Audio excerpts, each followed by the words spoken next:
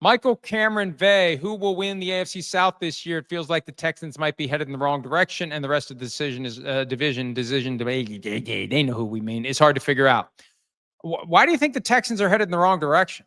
The Texans made it to the final 8 last year, and they have made changes aimed at getting better. I feel like the Texans are trying to go all in to compete with the Chiefs, who aren't dramatically better than the Texans. The Ravens, they gave the Ravens everything they could handle in the divisional round 2023 season. Second half, Lamar Jackson went in and gave a fiery halftime speech, used some language that can't repeat on at least broadcast TV, and they came out and pulled away from the Texans. But the Texans are not bad. And the Texans have overhauled the offensive line. They got rid of Bobby Slowick. They're making the offense better. They bring in Nick Chubb, who could maybe give the running game a little kick in the ass. So I think the Texans are the favorites, but could any of the other teams in the division win it? The Colts, hey, if Daniel Jones stabilizes the quarterback position, they've got talent. The Titans intrigue the hell out of me with Cam Ward. How much of a difference can he make as a rookie? Could he have an impact on the Titans as a rookie that C.J. Stroud had on the Texans as a rookie? Yeah, I think he could. The Jaguars, I don't know. A lot of change in 1 year. New coach, new GM, a lot of new players. That's a lot. That's a lot to expect a massive bump in 1 year. So in theory, any of them can. Texans are the favorites. If I thought another team could rise up in that division, it would be the Titans. And the Titans have been irrelevant for so long. They've had flashes, but Cam Ward could really be a difference maker. And they could be a team that rises up in the division and in the conference. John Ardell. We still don't know the motives behind the actions of J.C. Tretter and Lloyd Howell. Why would they do this? And is it likely someone else put them up to it for a reason? Look, the why has been a fascinating part of so much of the stuff that's happened with the NFL Players Association. Why would you bury a partial victory in the collusion case? Why would you hide a ruling that contains evidence that could be used as a hammer against the NFL from a PR standpoint, from a political standpoint, from a legal standpoint? Why would you do that? Why would you hide it? What were you trying to do here? And the why was as simple as Lloyd Howell wants his approach to look better, or I need to be more accurate in my conjugation. Lloyd Howell wanted his approach to be more effective than his predecessor because the selling point was, I'm going to do business. I'm not going to sue. I'm going to shake hands, and we're going to sit at the table, and we're going to get things done, and we're not going to fight. We're not going to be a thorn in the side. We're going to be a partner. That approach doesn't work. Fighting all the time doesn't work. Buddying up to the oligarchs doesn't work. You need a middle ground. And when you get a win, when you get leverage, you got to use it. You can't just do them a favor. Hey, I'll do you a favor here. I won't make a big deal about this. I could, but I won't, because I want to have the right relationship. Baloney.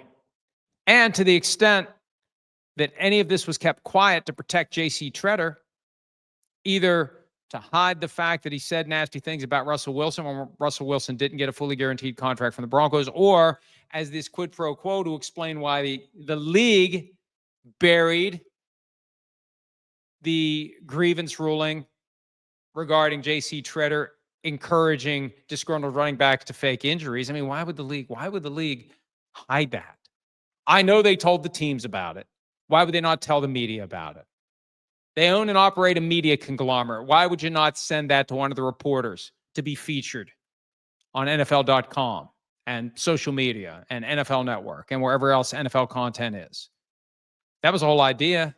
Let's send a message. You better not fake injuries. So you get the win and you keep it quiet. Doesn't make sense. Only makes sense if there was a deal. And from the perspective of the union, none of it makes sense if the goal is to help the players. Because there isn't a whole lot of stuff that was done under Lloyd Howell that feels like it was there to help the players. It feels like it was there to help Lloyd Howell. And we may have more to say on that next week. I may have another visit with Pablo Torre in the cylinder, but JC Tretter's long-term goals, which may not have changed, frankly, they may just have been rearranged. His long-term goals may have been a factor. So this isn't uncommon. Yes, in theory, the union is there to promote the overall well-being and interests of the members. But there's power and there's money and people have ambition. And somebody's got to run this union. Might as well be me. Not me. I'm being theoretical, hypothetical. Not me.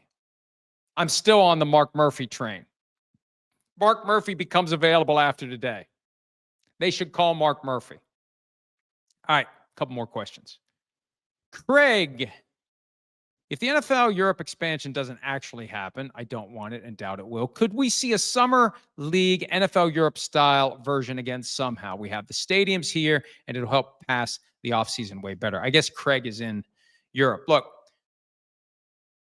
they did NFL Europe. It started as the World League of American Football. It had different names. It was the World League. It was NFL Europe. It ended up being NFL Europa. They would have kept doing it if it made money. And if they thought it would make money, they would do it. Period. It's profit. There's no need to develop players, coaches, executives, officials. Everyone competes in the NFL fishbowl, and you sink or you swim. Oh, we could make some great stories. Well, great stories happen anyway. Somebody wins the job. And somebody plays the games. And it doesn't matter if it's a guy who played here, there, and bagged groceries and did this and finally got a foothold in NFL Europe like a Kurt Warner. It doesn't matter. That doesn't matter. Costs too much to have a good story. We just want to make money. And we don't need to have this minor league to give people reps. Because at the end of the day, there's 53 spots, 11 people play, and you earn it on the NFL practice field, regardless of whether you've had opportunities to get reps elsewhere. So if they could make money, they would do it. And if they ever come to the point where they conclude they will make money, they'll do it. It's that simple. If it's profitable, they'll do it. If it's not, they won't. And I'm surprised they did NFL Europe as long as they did, because they didn't make money off of it. And at the end of the day, they realized that this isn't a look, and they stopped NFL Europe the same year they started exporting games. 2007. If we're going to try to globalize the sport, let's not do it with a money-losing proposition. Let's do it with a money-making proposition. Let's carve off games, sell out stadiums, and go make the money with the real thing. Let's not give them NFL light. Let's give them NFL. And let's make money. And let's globalize the sport that way. Tyler Wood, who are some of your sleeper teams for the upcoming season? All of them. And this is one of the realities of today's media ecosystem. Everybody's got to take. Everybody's making the case for why this team, that team, the other team can make it to the playoffs. Every team has media that is specifically covering and in turn rooting for that team. Because if you're going to cater to the fans of a given team, you have to pander to the fans of a given team. I get it. It happens with newspapers. It happens with TV stations. It happens with blogs. Any group that covers one team has to pander to the fans of that team, or those people aren't going to come to their place of business. And what are we here for? What are we here for if not to attract the fans of the team we cover? So my point is, you look around, Cardinals blogs and websites, they'll make the case how the Cardinals can be a sleeper team. All 32 teams, all of them.